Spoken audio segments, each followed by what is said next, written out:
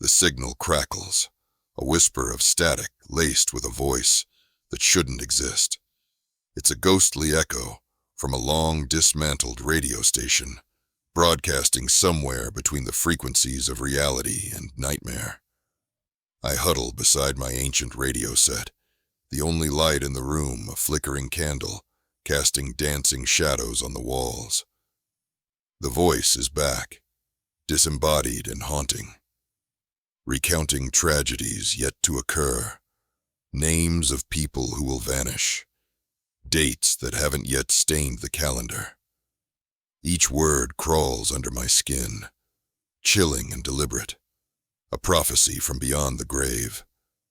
I feel the air grow colder, the temperature dropping as if the spectral speaker is drawing energy from the room. My blood runs icy, heart pounding in my ears,